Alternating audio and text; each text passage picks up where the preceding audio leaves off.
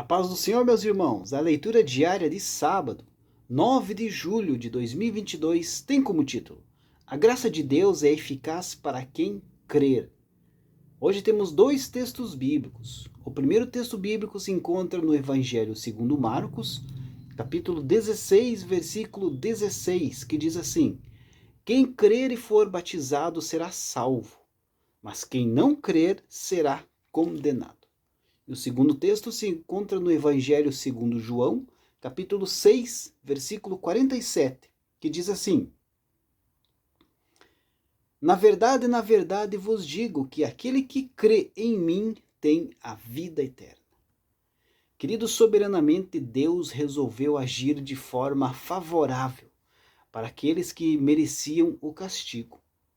Ele resolveu declarar justos, todos aqueles, ou melhor, declarar inocentes, aqueles que mereciam ser condenados.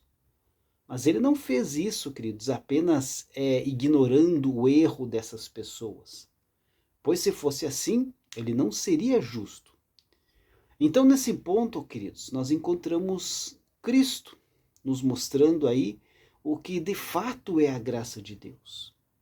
O que aconteceu, queridos, foi que o erro dessas pessoas culpadas, foi punido na pessoa de Cristo. A dívida dessas pessoas alienadas foi colocada na conta de Cristo e quitada integralmente por ele. Nesse sentido, queridos, a obra expiatória de Cristo é a maior expressão da graça de Deus. Por isso que é muito apropriado que a Bíblia fale da salvação em termos econômicos, Ou seja, ela fala que o crente foi redimido por Cristo. Redenção diz respeito a um pagamento. Ser redimido significa basicamente ser comprado.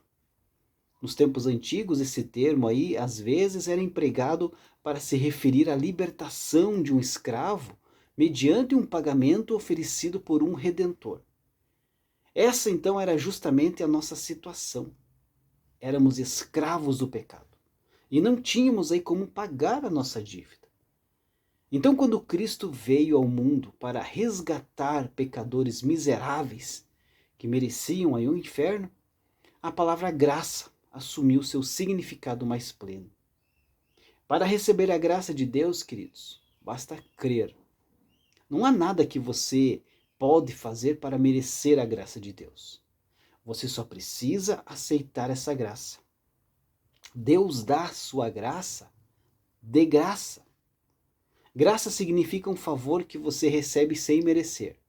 Então a graça de Deus é toda a bondade que Ele derrama sobre nós, porque Ele é bom e quer nos abençoar.